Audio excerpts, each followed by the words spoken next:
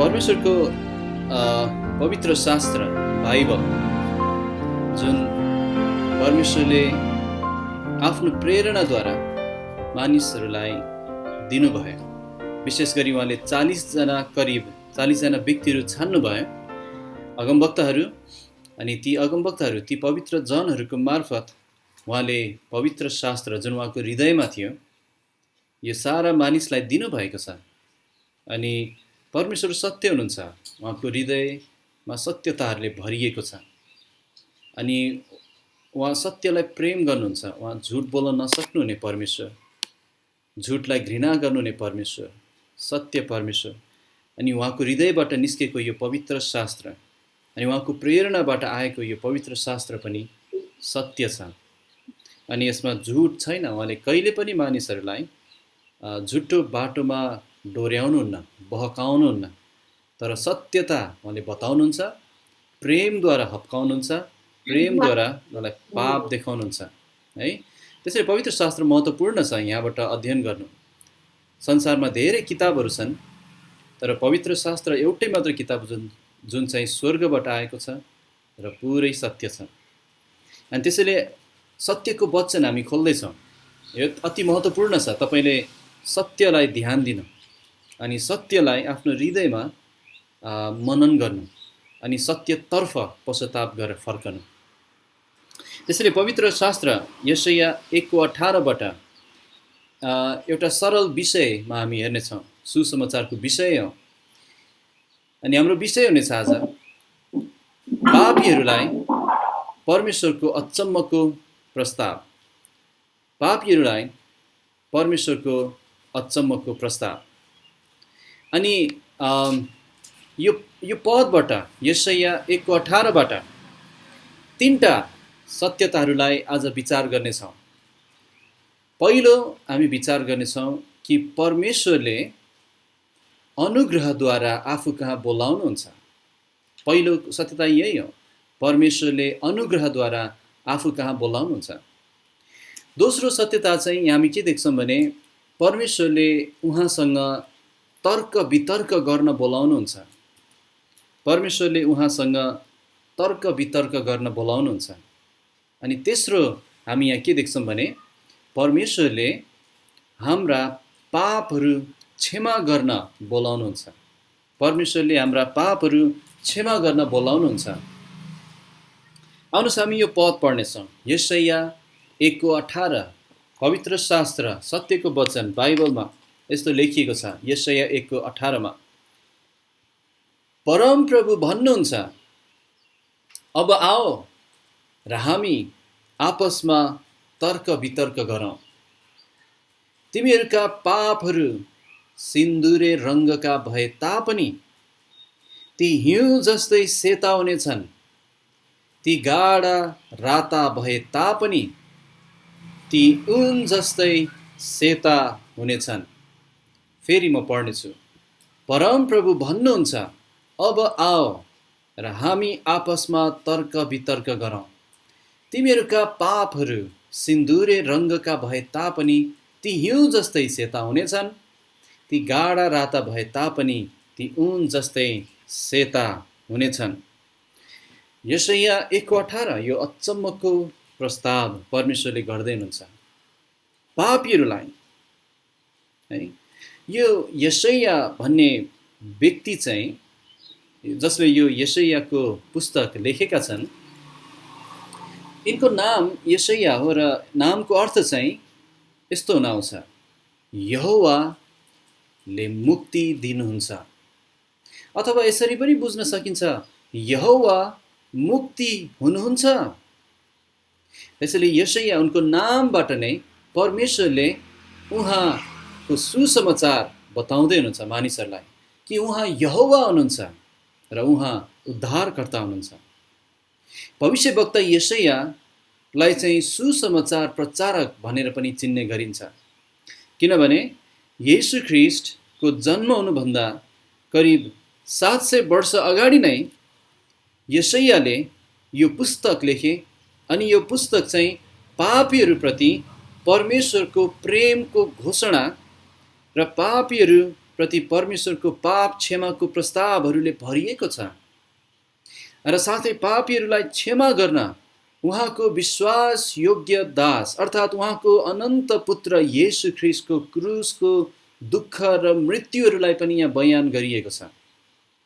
अनि जुन पद आज हामी हेर्दैछौँ यो पद चाहिँ यशायाको पुस्तकको एउटा चाबी पद जस्तै हो, किनभने यहाँ चाहिँ यशायाले बोलिरहेका छैनन्, कुनै मानिसले बोलिरहेका छैनन्, तर यो पद सुरु गर्न बित्तिकै हामीलाई बताएको छ परमप्रभु भन्नुहुन्छ। यहाँ परमप्रभु आज तपाईसँग बोल्दै हुनुहुन्छ। परमप्रभु तपाईलाई केही भन्न चाहनुहुन्छ। तपाईले परमप्रभुलाई खोज्नुभन्दा अगाडि नै उहाँले तपाईलाई खोज्नु भयो। तपाईले आफ्नो कान उहाँतर्फ लगाउनु अगाडि नै उहाँले तपाईलाई आफ्नो वचन दिनुभयो अनि तपाईलाई उहाँले केही भन्दै हुनुहुन्छ। तपाईलाई पाप क्षमाको प्रस्ताव राख्दै हुनुहुन्छ। तपाई पापीलाई यो अचम्मको प्रस्ताव उहाँले राख्दै हुनुहुन्छ, पाप क्षमाको, यदि तपाईले उहाँमाथि आफ्नो भरोसा राख्नुहुन्छ भने। त्यसैले हामी देख्छौँ परमेश्वर कति धेरै प्रेम हुनुहुन्छ र परमेश्वर उद्धारकर्ता हुनुहुन्छ। अनि यो 18 पद विशेष गरी चाहिँ यहाँ इजरायल जातिसँग कुरा गर्दै हुनुहुन्छ, तर यहाँ आज हाम्रो निम्ति पनि धेरै शिक्षाहरू पाउँछौँ। त्यसैले हामी यो पदलाई विचार गर्नेछौँ। अनि जसै हामी यो पदलाई विचार गरिरहेका हुन्छ र म तपाईलाई यहाँबाट केही कुराहरू बताइरहेको हुन्छु, तपाईले आफ्नो मनमा यी कुरालाई मनन गर्नुहोस्। तपाईले आफ्नो मनमा यी कुरालाई ध्यान दिनुहोस्, परमेश्वरको बारेमा, उहाँको चरित्रको बारेमा। तपाईले ध्यान दिनुहोस् तपाईको आफ्नो पापको बारेमा। तपाईले ध्यान दिनुहोस् त्यो पापको अनन्त दण्डको बारेमा। अनि तपाईले ध्यान दिनुहोस् त्यो पापको ज्याला ख्रीष्टले तिर्नु भएको बलिदानको बारेमा। त्यसैले पहिलो कुरा हामी यहाँ हेरौँ, परमेश्वरले अनुग्रहद्वारा आफू कहाँ बोलाउनुहुन्छ। परमेश्वरले अनुग्रहद्वारा आफू कहाँ बोलाउनुहुन्छ। 18 पद यसरी सुरु हुन्छ, यहाँ लेखेको छ, परमप्रभु भन्नुहुन्छ अब आओ, अब आओ। अनि यो अब आओ भन्ने शब्दबाट हामी केही कुराहरू सिक्न सक्छौँ अनि केही कुराहरू म तपाईलाई बाँड्नेछु, कम्तीमा 3टा कुराहरू। यहाँ हामी के देख्छौँ भने अब आओ भन्नुमा चाहिँ उहाँको अनुग्रह देख्छौँ। सबभन्दा पहिलो कुरा उहाँ अनुग्रही हुनुहुन्छ भन्ने देख्छौँ। सुसमाचारको सन्देश यही हो कि परमेश्वरले पापीहरूलाई आफू कहाँ बोलाउनुहुन्छ। आओ भन्नुको अर्थ खास हामी उहाँदेखि टाढामा छौँ भन्ने हो। कसलाई आओ भनिन्छ? उसैलाई जो आफूदेखि टाढामा छ। कसलाई आओ भनिन्छ भने जो आफूदेखि कुनै दूरीले टाढा भएको छ। तपाईको बाबु नानी अलि पर छ भने तपाईले भन्नुहुन्छ आओ। तपाईको छोराछोरीहरू कतै टाढा छन् र फोनमा कुरा गर्नुहुन्छ र भन्नुहुन्छ आओ। त्यस्तै परमेश्वरले तपाईलाई आओ भन्नुमा यहाँ सुसमाचारको बोलावट हामी देख्छौँ, किनभने तपाईँ परमेश्वरबाट टाढामा हुनुहुन्छ। बाइबलले त्यही बताउँछ। हामी पापमा मरेको हुँदा परमेश्वरदेखि हामी टाढामा थियौँ।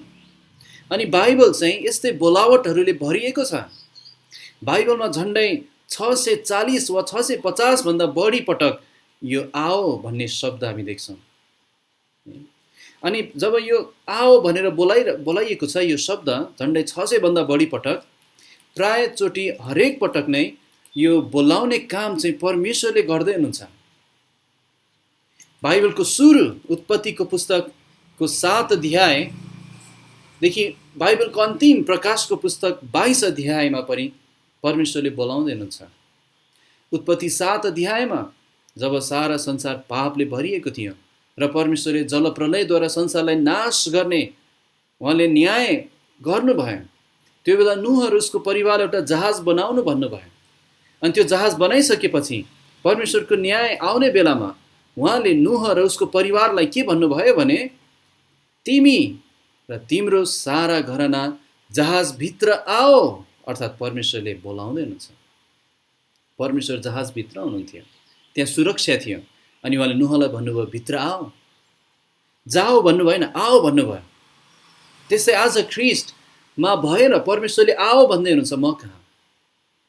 बाइबलको सुरुमा त्यसरी उहाँले भन्नुभयो जहाजभित्र आओ। बाइबलको अन्तिम प्रकाशको 22 पनि उहाँले त्यसरी नै भन्दै हुनुहुन्छ। त्यहाँ लेखेको छ, अनि आत्मा र दुलही, पवित्र आत्माले भन्नुहुन्छ, दुलहीले भन्नुहुन्छ, आओ सित्तैमा जीवनको पानी ल्याऊ। उहाँले बोलाउन थाक्नु भएको छैन। अनि उत्पत्तिमा सुरुको त्यो बोलावट र प्रकाशको त्यो अन्तिमको त्यो बोलावटको बिचमा, लगभग बिचमा यशायाको पुस्तकमा हामी फेरि परमेश्वरको यो वचन देख्छौँ। उहाँले भन्नुभएको छ, अब आओ। उहाँ कति अनुग्रही हुनुहुन्छ, कति धीरजी हुनुहुन्छ। किन हामी उहाँको अनुग्रह देख्छौँ? कारण जसलाई उहाँले बोलाउँदै हुनुहुन्छ उनीहरू यति पापी थिए कि परमेश्वरले यी व्यक्तिहरूको पापको तुलनामा उहाँको बोलावटमा हामी अनुग्रह देख्छौँ। ती मानिसहरूलाई बोलाउँदै हुनुहुन्छ जो पापले लादिएको वंश थिए। परमेश्वर किन अनुग्रही हुनुहुन्छ यो बोलावटमा? किनभने जसलाई उहाँ बोलाउँदै हुनुहुन्छ उनीहरू धर्मी व्यक्तिहरू थिएनन्, उनीहरू असल जिउन खोजिरहेका व्यक्तिहरू थिएनन्।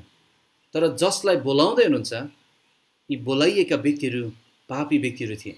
इजरायली जुन बेला यो वचन लेखियो उनीहरू परमेश्वरको धार्मिकताबाट धेरै टाढा, परमेश्वरको वचन पालन गर्नबाट निकै पर र विद्रोहमा जिरहेका जाति थिए।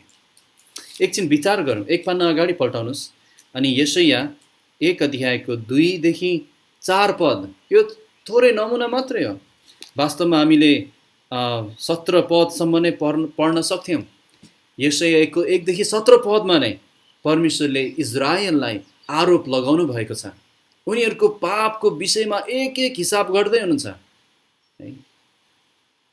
यशाया 1:2 देखि 4 मा उहाँले भन्दै हुनुहुन्छ, यहाँ पढौँ, हे आकाशहरू हो सुन, अनि हे पृथ्वी कान लगा। परमेश्वर आकाश र पृथ्वीको प्रभु हुनुहुन्छ।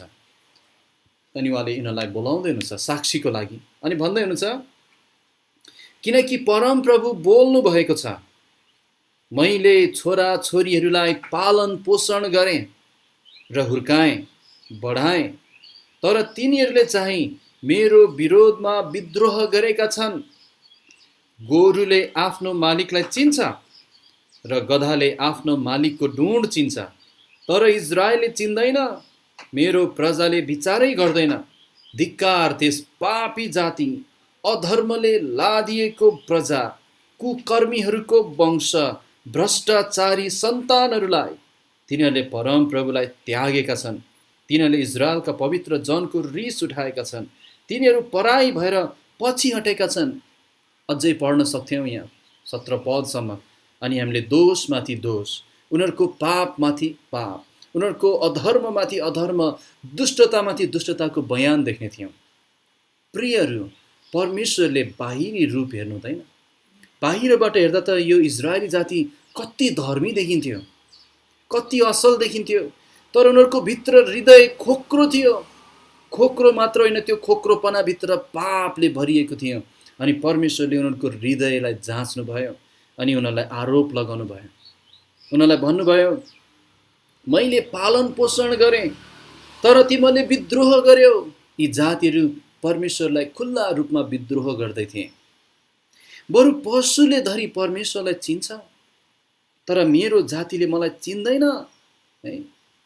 परमेश्वरले जब त्यो ठुलो माछालाई भन्नुभयो, जाऊ योनालाई निला, उसले गएर चिन्यो र निल्यो। परमेश्वरका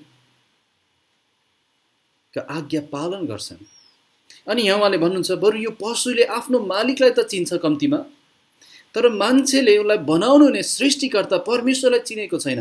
पशुभन्दा पनि मूर्ख भएका छन् मानिसहरू। उनीहरूले परमेश्वरलाई त्यागेका छन्। 4 पदमा भनेको छ, धिक्कार त्यस पापी जाति, अधर्मले लादिएको प्रजा, कुकर्मीहरूको वंश है। त्यसैले उनीहरूलाई परमेश्वरले आरोप लाउँदै हुनुहुन्छ। अझ उनीहरूलाई 10 पदमा परमेश्वरले सदोम र गमोरा जस्तो दुष्ट जातिसँग तुलना गर्नुहुन्छ। अनि साथै 15 पदमा उहाँले भन्नुहुन्छ, उनीहरूको हातहरू चाहिँ रगतले भरिएका थिए। अनि परमेश्वरलाई उनीहरूले प्रार्थना त गर्थे, तर उहाँले सुन्नुहुने थिएन। यस्तो भयानक, यस्तो दुष्ट जातिलाई परमेश्वरले भन्दै हुनुहुन्छ, अब आओ म कहाँ। देख्दै हुनुहुन्छ उहाँ कति अनुग्रही हुनुहुन्छ। तपाईँले भन्नु होला इजरायलीहरू त यस्तै रहेछ, तर वास्तवमा आफ्नै बारेमा विचार गर्नुहोस्। हो, उनीहरू त दुष्ट थिए, अनि यस्तो स्वेच्छाचारी, यस्तो पापले लादिएको मानिसहरूलाई धरि उहाँले आफू कहाँ बोलाउँदै हुनुहुन्थ्यो। परमेश्वर अचम्मको अनुग्रहको परमेश्वर हुनुहुन्छ। उहाँले जान्नुहुन्थ्यो कि इजरायलले उहाँको व्यवस्था तोडेका छन्। उहाँले जान्नुहुन्थ्यो इजरायल पापले बिल्कुलै ढाकेको जातिहरू भएका छन्, दुष्टता ज्यादा भएको छ। तैपनि उहाँले इजरायललाई प्रेम गर्नुभयो, तैपनि आफ्नो हात उनीहरूका पसार्नु भयो। प्रियहरू, यो पदको एउटा ठुलो सुन्दर आशिष के हो भने यो निम्तो आज पनि उति नै जिउँदो छ। अनि यो निम्तो जतिको इजरायलीहरूलाई थियो आज पनि उत्तिकै तपाईँ र मेरो निम्ति पनि छ। परमेश्वरले तपाईँको सबै पाप जान्नुहुन्छ। मानिसबाट लुकाउनु होला। तपाईँले कतिपटक हामी लुकाउन खप्पिस छौँ। एउटा जवान छोराले बजारमा गएर उसले चुरोट खाएर आउँछ, अनि उसले मुखमा के नगनाउने कुराहरू खाएर आउँछ, उसको हातहरू कता धोएर आउँछ, उसले लुकाउँछ। एउटा पुरुषले एउटा खराब अश्लील कुराहरू आफ्नो लुकेर हेर्छ उसले कतै, अनि सब उसले हटाइदिन्छ, सबै हिस्ट्री डिलिट गर्छ, अनि उसले लुकाउँछ आफ्नो पाप। मानिसहरूले अधर्म गर्छन् र लुकाउँछन्, तर परमेश्वरको सामु कहिले पनि कसैले लुकाउन सक्दैन।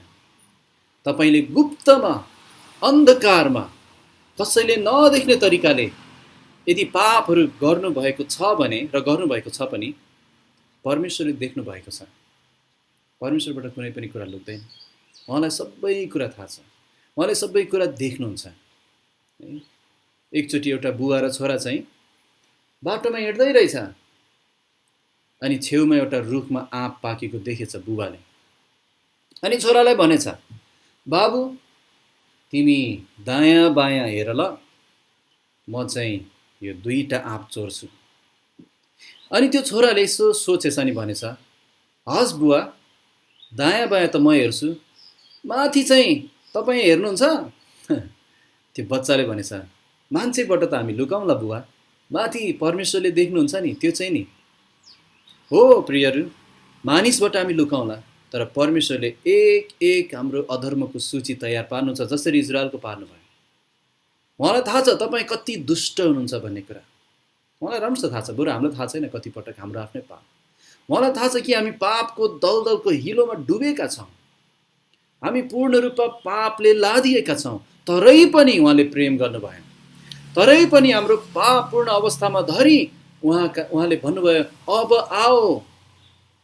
परमेश्वरले आज पनि फोहोरी पापले लादिएको र धोइनुपर्ने मानिसलाई आफू कहाँ बोलाउँदै हुनुहुन्छ। र साथै परमेश्वरले अब आओ भन्नुभएको कुरा, यो निम्तोबाट हामी के सिक्छौँ भने हामी आफैले आफूलाई बचाउन सक्दैनौँ भन्ने पनि सिक्छौँ। यदि हामी आफैले आफैलाई शुद्ध गर्न सक्ने भइदिए प्रभुले म कहाँ आओ भन्नु पर्थेन। त्यही कारण मुक्ति भनेको जहिले पनि एउटा पापी परमेश्वर कहाँ आउनु हो। मुक्ति भनेको जहिले पनि एउटा पापी पश्चाताप गरेर परमेश्वर कहाँ फर्कनु हो। हाम्रो भलाइ, हाम्रो असल कामहरूलाई उहाँले स्वीकार गर्न सक्नुहुँदैन, किनभने प्रभुले भन्नुभएको छ असल गर्ने एउटै पनि छैन। आज संसारले सिकाउँछ, संसारले के सिकाउँछ कि मान्छेभित्र अलिकति असल कुरा हुन्छ, ईश्वरीय कुरा हुन्छ, त्यसलाई चाहिँ बाल्नुपर्छ है। जति बाल्यो हामी त्यति परमेश्वर जस्तो हुन्छौँ। गलत, यो झुट हो, यो शैतानी शिक्षा। हाम्रो अधर्म र हाम्रो पाप यति छ कि हाम्रो असल कामको हिसाब हुँदैन, त्यो धरि मैलो थाङ्ना सर छ परमेश्वरले भन्नुभएको छ। प्रियहरू, हामीलाई मेरो आफ्नै धार्मिकता होइन, हामीलाई परमेश्वरको धार्मिकता चाहिएको छ। मेरो त्यो फोहोर थाङ्ना जस्तो धार्मिकता होइन, तर परमेश्वरको पवित्रता चाहिएको छ है। मेरो असल कामले 1 इन्च पनि मेरो धार्मिकता थप्न सक्दैन। परमेश्वरको धार्मिकताको सामु म शून्य छु, शून्य होइन, अझ माइनसमा छु है। तर साथै अब आओ भन्ने शब्दले चाहिँ कति छिट्टो गर्नुपर्छ यो भन्ने सिक्छौँ हामी। यो अर्जेन्ट छ, इमर्जेन्सी छ भन्ने सिक्छौँ। यहाँ भन्नुभएको छ अब आओ। उहाँले तब आओ भन्नुभएको छैन, भोलि आओ भन्नुभएको छैन, तर अब अहिले आओ भन्नुभएको छ। किनभने किन उहाँले अब आओ भन्नुभयो? एक त उनीहरूको अधर्मको सूची बनाउनु भएर भन्नुभयो अब आओ, तर अर्को त उनीहरूमाथि आउन लागेको दण्डको कारणले भन्नुभयो अब आओ। उनीहरूको पापले उनीहरूलाई डोर्याउँदै डोर्याउँदै डोर्याउँदै डोर्याउँदै एउटा दण्डतर्फ लैजाँदै थियो। अनि उनीहरू चाहिँ एउटा आँखा नदेख्ने व्यक्ति चाहिँ त्यो पापले डोर्याएको कुराको पछि पछि लागिरहेको थियो र अन्तमा नाश हुनेवाला थियो। प्रभुले देख्नुभयो आउन लागेको दण्ड, आउन लागेको उनीहरूको पापको अधर्मको ज्यालो उहाँले देख्नुभयो। उनीहरूमाथि आउन लागेको इन्साफ उहाँले देख्नुभयो र भन्नुभयो अब आओ, ढिलो नगर। त्यस्तै पनि तपाईँको जीवनमा पनि उहाँले भन्नुहुन्छ अब आओ, किनभने तपाईँले पनि आउन लागेको दण्डलाई देख्नुपर्छ, जसरी उहाँले बाइबलमा देखाउनु भएको छ। आज धेरै मानिसहरू आउन लागेको दण्डको बारेमा विचार गर्दैन। मानिसहरू भन्छन् आजको निम्ति जिउ, यसरी भन्ने गर्छन्, तिमी आज यसरी जिउ कि आज नै अन्तिम दिन हो जस्तै गरी जिउ। अर्थात् मोज मस्ती गर्न धेरै छैन, आजै गर सबै मोज मस्ती। अनि मानिसको उनीहरूले देख्न सक्ने भनेको एउटै हो, रमाइलो, आनन्द। उनीहरूले चाहने एउटै कुरा हो, संसारको मोज मस्ती। उनीहरूले चाहने कुरा अहिले आज मैले सब मस्ती गर्न पाए हुन्थ्यो, तर भोलि छिट्टै तुरुन्तै उनीहरूको जीवनमा आउन लागेको दण्ड उनीहरूले विचारै गर्दैन। तर एउटा भयानक दण्ड आउँदैछ, अनन्त नरकको दण्ड, जहाँ चाहिँ स्वेच्छाचारी मानिसहरू, अधर्म गर्नेहरू त्यहाँ पुग्छन्। अधर्मले उनीहरूलाई डोर्याउँदै डोर्याउँदै डोर्याउँदै लिएर गएर अन्तिममा अनन्त नरकमा फ्याँकिदिन्छ, जहाँ रुवाबासी र दारा किटाइ हुन्छ। हरेक मुक्ति नपाएको व्यक्ति त्यहाँ पुग्छ, हरेक पाप क्षमा नभएको व्यक्ति त्यहाँ पुग्छ, अनन्त पीडामा सदाको लागि अलग परमेश्वरबाट, अलग कुनै पनि आशाबाट, अलग कुनै पनि मोज मस्तीबाट दण्डित अनन्तको लागि नाश हुनलाई, जलिराख्नलाई है। यदि यो देख्ने भए साँच्चै मानिसहरू गम्भीर हुने थिए, तर देख्न चाहँदैन। बरु नरकलाई उनीहरूले एउटा हँसी मजाकको कुरा बनाउँछन्। मैले सुसमाचार सुनाउँदा एकजनाले मलाई भनेको थियो, मेरो साथीले, मैले उसलाई भनेको थिएँ अनन्त नरकको दण्ड छ मित्र। मेरो साथी उसले भनेको थियो नरकमा गएर त हामी पार्टी गर्ने हो। होइन, नरक पार्टी गर्ने ठाउँ होइन, त्यो अनन्त दण्डको ठाउँ। नरकलाई मजाक नबनाउनुहोस्, एउटा रमाइलोको कुरा नबनाउनुहोस् है। त्यसैले प्रभुले भन्दै हुनुहुन्छ अब आओ। यो कति आपतकालीन कुरा थियो, कति इमर्जेन्सी कुरा थियो। भोलि होइन, मुक्तिको दिन भोलि होइन प्रियहरू, मुक्तिको दिन आज हो। आज उहाँको आउनुपर्छ। त्यसैले परमेश्वरले अनुग्रहद्वारा आफू कहाँ बोलाउनुहुन्छ भन्ने कुरा हामीले हेऱ्यौँ। हामी पापी भए पनि उहाँले बोलाउनुहुन्छ, अनि उहाँले छिट्टै मुक्ति पाओस् भन्ने चाहनुहुन्छ। उहाँको अनुग्रह यही। दोस्रो कुरा विचार गरौँ, परमेश्वरले उहाँसँग तर्क वितर्क गर्न बोलाउनुहुन्छ। 18 पदमा हामी हेरौँ, यहाँ लेखेको छ परमप्रभु भन्नुहुन्छ अब आओ र हामी आपसमा तर्क वितर्क गरौँ। अनि यो पद पढ्नु बित्तिकै मेरो हृदयमा एउटा विचार आउँछ, प्रभु म को हुँ र तपाईँ मसँग तर्क वितर्क गर्नलाई? म को हुँ र मेरो तपाईँको सामु के योग्यता छ र तपाईँसँग तर्क वितर्क गर्न? तर यहाँ हामी उहाँको अर्को अनुग्रह देख्छौँ कि उहाँले पापले भरिएको मानिसहरूलाई उहाँले तुरुन्तै दण्ड दिएर पनि उहाँ धर्मी हुन सक्नुहुन्थ्यो। तैपनि उहाँले हामीलाई बोलाउँदै हुनुहुन्छ उहाँसँग बसेर कुरा गर्नलाई, उहाँसँग बसेर तर्क वितर्क गर्नलाई। अब तर्क वितर्क भनेको के हो? तर्क वितर्क भनेको चाहिँ सबभन्दा पहिलो कुरा के हो भने तपाईँ पश्चातापी हुनुपर्छ भन्ने कुरा गर्नुभएको होइन। तपाईँ पश्चातापी हुनुपर्छ भन्ने कुरा गर्नुभएको। उहाँले यहाँ तर्क वितर्क गरौँ भन्नुहुँदाखेरि आऊ हामी वाद विवाद गरौँ भन्नुभएको होइन। आऊ हामी मोलतोल गरौँ भन्नुभएको होइन है। तिम्रो कति अधर्म मैले हिसाब गर्ने, अनि कति नगर्ने, अनि कति तिम्रो असल काम हिसाब गर्ने, कति जोख्ने, त्यो भन्नुभएको होइन। उहाँले आओ भन्नुभएको छ भने यसको अर्थ पश्चाताप गरेर म कहाँ आओ भन्दै हुनुहुन्छ। सबभन्दा पहिलो कुरा उहाँसँग वाद विवाद गर्न बोलाउनु भएको होइन। किनभने उहाँसँग विवाद गर्न हामीसँग के पनि छैन, हामी अधर्मी छौँ, के विवाद गर्ने उहाँसित। तर तर्क वितर्क गर्नु भनेको चाहिँ पश्चातापी भएर उहाँको तरिकाले सोच्नलाई उहाँ कहाँ आउनु हो है। उहाँले तर्क वितर्क गरौँ किन भन्दै हुनुहुन्छ भने उहाँलाई थाहा छ हामी गलत छौँ र उहाँ सही हुनुहुन्छ भने, पुरा निश्चित हुनुहुन्छ उहाँ। सारा संसार गलत छ वास्तवमा, परमेश्वरको विरोधमा उभिएकोले। सारा संसारले परमेश्वरले आफ्नो मुट्ठी फर्काएको छ वास्तवमा।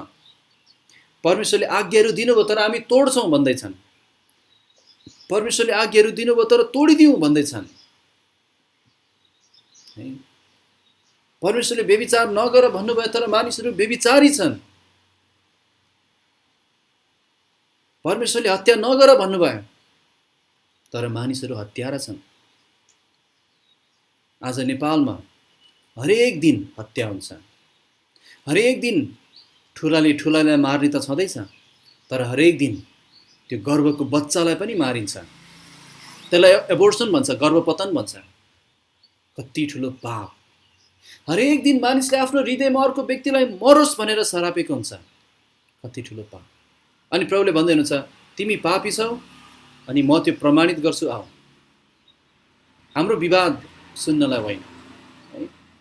तर साथै तर्क वितर्क गरौँ भन्न खोजेको चाहिँ हामी पश्चातापी भएर आउँ भन्ने पनि हो भने तर्क वितर्क गरौँ भन्नुभएको चाहिँ हामीलाई केही बुझ्न खाँचो छ नि उहाँले बुझाउन चाहनुहुन्छ भनेको। हामीलाई अझै केही बुझ्न खाँचो छ परमेश्वरको धार्मिकताको बारेमा है, हाम्रो पापको बारेमा। त्यसैले यसलाई यसरी भन्न सक्छौँ तर्क वितर्क गरौँ भनेको चाहिँ तिमीले जे बुझेको छैन म बुझाउँछु भन्दै हुनुहुन्छ। सुसमाचारको सत्यताहरू म बुझाउँछु। त्यसैले प्रियहरू कति कुरा हामीले बुझेको छैन होला, तपाईँले सुसमाचार सुन्दै हुनुहुन्छ बुझ्नु भएको छैन।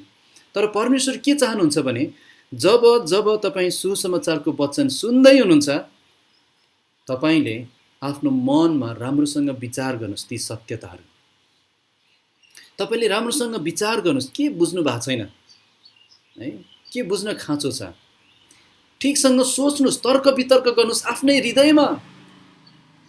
आफैसँग तर्क वितर्क गर्नुहोस् के तपाईँ पापी हुनुहुन्न र। जब सुसमाचार प्रचार हुन्छ यो कुराहरू तर्क वितर्क गर्नुहोस् आफ्नो हृदयमा है।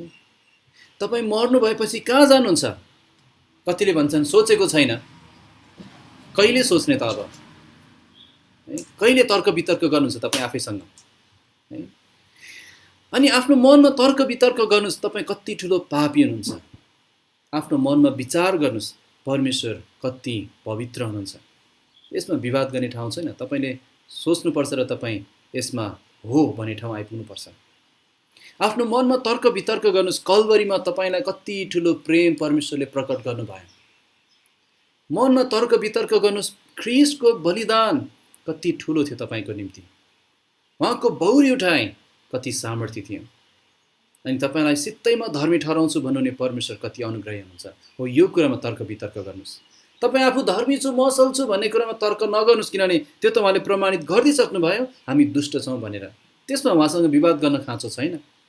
तर बरु तपाईँले आफ्नो मनमा यो ढुक्क हुनु परेको छ, आफ्नै मनमा यो तर्क वितर्क गर्नु परेको छ कि तपाईँ पापी हुनुहुन्छ, परमेश्वर पवित्र हुनुहुन्छ, कल्वरीमा उहाँको प्रेम महान छ, उहाँको बौरी उठाइ सामर्थ्य छ र तपाईँ सित्तैमा धर्मी ठहरिन सक्नुहुन्छ। अनि अर्को यहाँ तर्क वितर्क गरौँ भन्ने कुरामा चाहिँ हामी के देख्छौँ भने परमेश्वरले जबरजस्ती गरिरहनु भएको छैन, तर बिन्ती गर्दै हुनुहुन्छ। उहाँले जबरजस्ती मान्छेलाई मौका आओ भनेर घिसारेर ल्याउनु हुँदैन, तर उहाँले मानिसहरूलाई मौका दिनुहुन्छ पश्चाताप गर्ने, रोजाइदिनुहुन्छ विश्वास गर्ने, रोजाइदिनुहुन्छ उहाँको पुत्र येशू ख्रीष्टलाई आफ्नो मुक्तिदाता भनेर स्वीकार गर्ने। यसरी उहाँले व्यक्तिगत रूपमा बोलाउँदै हुनुहुन्छ। यहाँ तर्क वितर्क गरौँ, व्यक्तिगत एक एक व्यक्तिसँग तर्क गर्न चाहनुहुन्छ, एक एक व्यक्तिलाई उनीहरूको पाप प्रमाणित गर्न चाहनुहुन्छ, एक एक व्यक्तिलाई उहाँको प्रेम देखाउन चाहनुहुन्छ। कायल भनेको यही हो, परमेश्वरले यसरी नै कायल पार्नुहुन्छ। तेस्रो कुरा पनि हामी हेर्नेछौँ अन्तिममा हामीले हेऱ्यौँ परमेश्वरले अनुग्रहद्वारा आफू कहाँ बोलाउनुहुन्छ। अब आओ परमेश्वरले तर्क वितर्क गर्न बोलाउनुहुन्छ। अनि यो विवाद होइन, तर उहाँको सत्यताहरू तपाईँले हो भन्ने अवस्थामा आइपुग्न चाहनुहुन्छ। अनि तेस्रो कुरा चाहिँ परमेश्वरले हाम्रो पापहरू क्षमा गर्न बोलाउनुहुन्छ।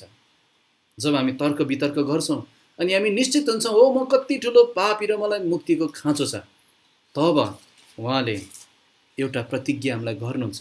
1:18 फेरि पढ्नेछौँ अनि यो तेस्रो कुरा यहाँ मनन गर्नेछौँ। यहाँ लेखेको छ, परमप्रभु भन्नुहुन्छ, अब आओ र हामी आपसमा तर्क वितर्क गरौँ।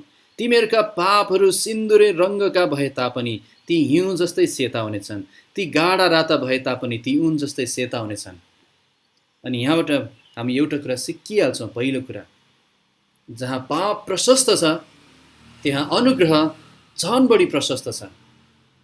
जहाँ पाप गाढा छ त्यहाँ परमेश्वरको अनुग्रह चाहिँ उज्यालो छ। त्यसैले उहाँको निम्तोलाई बुझेर आउनेहरूलाई उहाँले एउटा प्रतिज्ञा गर्नुभएको छ, तिमीहरूका पापहरू सिन्दुरे रङ्गका भए तापनि हिउँ जस्तै सेता हुनेछन्, गाढा राता भए तापनि ऊन जस्तै सेता हुनेछन्। यसको अर्थ के हो? यहाँ चाहिँ परमेश्वरले इजरायललाई प्रतिज्ञा गर्दै हुनुहुन्छ कि उहाँले उनीहरूको पापहरू सबै धोएर सफा पारिदिनुहुनेछ। सरल भाषामा यही हो। अर्को शब्दमा भन्ने हो भने परमेश्वरले यहाँ एउटा पापीलाई पूर्ण क्षमा र पूर्ण जीवन परिवर्तनको प्रतिज्ञा गर्दै हुनुहुन्छ है। त्यसैले पूर्ण क्षमा र पूर्ण जीवन परिवर्तनको कुरा गर्दै हुनुहुन्छ। यहाँ मानिसको पापलाई परमेश्वरले दुईटा कुरासँग तुलना गर्नुभएको छ, सिन्दुरे रङ्ग, गाढा राता। अनि सन्दर्भमा हेर्ने हो भने 15 पदमा चाहिँ उनीहरूको हात चाहिँ रगतले भरिएको कुरा गर्दै हुनुहुन्छ। अनि सन्दर्भमा अझै हेर्ने हो भने उनीहरूको पापको गहिराई, त्यो गाढापन देखाउँदै हुनुहुन्छ 1देखि 17 पदमा। अनि वास्तवमा यो सिन्दुरे रङ र गाढा राता भनेको चाहिँ एक प्रकारको डाई हो, डाई रङ्ग हो, जुन चाहिँ एक प्रकारको शङ्ख किराबाट निकालिन्थ्यो। अनि केही प्रकारको किराहरूबाट निकालिन्थ्यो, उनीहरूको झोल लेदो निकालिन्थ्यो। अनि सेतो वस्त्रलाई, विशेष गरी कहिलेकाहीँ मलमलको अथवा सेतो वस्त्रलाई चाहिँ त्यो झोलमा डुबाइन्थ्यो, डाई गरिन्थ्यो, त्यसलाई सुकाइन्थ्यो, कहिलेकाहीँ डबल अनि 3-4 चोटि पनि त्यसरी गरिन्थ्यो। अनि जब त्यो राम्रोसँग बस्थ्यो त्यो रङ चाहिँ यति गाढा हुन्थ्यो, यति बसेको हुन्थ्यो कि त्यो रङलाई अब कसैले धुन सक्दैन, कुनै पनि मानवीय तरिकाले निकाल्न सकिँदैन थियो। त्यो रङलाई कसैले त्यसलाई मिची धोयो भने बरु त्यो कपडाको त्यो के भन्छ रेसाहरू नै खिएर जान्थ्यो, चुडिन्थ्यो, तर त्यो रङ निस्किँदैन थियो। यति असम्भव थियो त्यो लागेको गाढा राता रङ निकाल्नलाई। अनि त्यो चाहिँ हाम्रो पापको चित्रण हो। हामीले आफैलाई पापमा यसरी डुबाएका छौँ कि हाम्रो कुनै पनि प्रयासले, हामीले आफूलाई साबुनले वा सोडाले धोयौँ भने पनि, हामीले कुनै पानीमा गएर बप्तिस्मा लियौँ भने पनि, हामीले धेरै पैसा चढायौँ भने पनि हाम्रो पाप हाम्रो आफ्नै प्रयासले धोइनेवाला छैन, असम्भव छ है। अनि परमेश्वरले भन्नुहुन्छ तिमीहरूको पाप यस्तै छ, इजरायललाई भन्नुभयो। त्यसैले यो गाढा रात र सिन्दुरे रङ भनेको उनीहरूको पापको गाढापन, पापको भयङ्करपना, पापको गाढापना, पापको दागको कुरा गर्दै हुनुहुन्छ। अनि परमेश्वरको सामु पनि हाम्रो पाप यस्तै छ। तर यदि हामी पश्चातापी भएर उहाँ कहाँ आयौँ, उहाँको तर्कहरूलाई हामीले मानिलियौँ भने, उहाँसँग हामी सहमत भयौँ भने, यहाँ प्रतिज्ञा छ जति सुकै गाढा किन नहोस् हिउँ जस्तै र ऊन जस्तै सेतो हुनेछ। यो त अचम्मको अनुग्रह हो। परमेश्वरले भन्छ म गर्नेछु, म गर्नेछु, त्यस्तो हुनेछ। हिउँ अति नै सेतो हुन्छ। मैले देखेको, हिउँ त मैले खेलेको छु जीवनमा एकपटक, तर कहिलेकाहीँ पालुमा हिउँ पऱ्यो भने मलाई त्यहाँबाट विश्वासजनले फोन गर्नुहुन्छ। अनि त्यसपछि म सोध्छु राति चाहिँ हिउँ परेको बेला कस्तो छ भने उहाँले भन्नुहुन्छ निकै उज्यालो छ। राति अन्धकारमा पनि त्यो हिउँ छपक्कै पर्दाखेरि त्यहाँ बाहिर गएर हेरियो भने पुरै त्यो डाँडा नै उज्यालो देखिन्छ है। अनि परमेश्वरले भन्नुभयो तिमीहरूको पाप त्यस्तै म बनाउनेछु, तिमीहरूको पाप म त्यसरी नै धुनेछु है। अनि त्यसैले यहाँबाट हामी के सिक्छौँ भने जहाँ पाप प्रशस्त छ त्यहाँ उहाँको अनुग्रह झन बढी प्रशस्त छ। र साथै यहाँ अर्को कुरा के सिक्छौँ भने परमेश्वरले मात्रै सफा गर्न सक्नुहुन्छ, उहाँले मात्रै असम्भव कुरा गर्न सक्नुहुन्छ, उहाँले मात्रै पाप क्षमा गर्न सक्नुहुन्छ। हामीले गर्न सक्ने कुरा के पनि छैन। तर कसरी उहाँले यो गर्न सक्नुहुन्छ? 2000 वर्ष अगाडि येशू ख्रीष्ट, प्रभु येशू ख्रीष्ट अनन्तदेखिको परमेश्वर मानिस रूपमा आउनुभयो, पाप रहित जीवन बिताउनु भयो र 2000 वर्ष अगाडि हाम्रो पापको मूल्य तिर्न कल्वरीको क्रुसमा मर्नु भयो, पापको पुरा मूल्य तिर्नु भयो अनि बौरी उठ्नु भयो। अनि त्यसरी प्रभुले भन्न सक्नुहुन्छ, पूर्वदेखि पश्चिम जति टाढा छ त्यति टाढा म तिमीहरूको अधरमा फ्याँक्दिनेछु। अनि उहाँको पुत्र येशू ख्रीष्टको रगतले हामीलाई सब पापबाट शुद्ध पार्छ। जुनसुकै पाप किन नहोस्, जतिसुकै भयानक पापी किन नहोस्, जतिसुकै अति ठुलो पापी किन नहोस्, अति भ्रष्ट पापी किन नहोस्, ख्रीष्टको आउँछ भने उसको पाप क्षमा हुन्छ। अनि जतिसुकै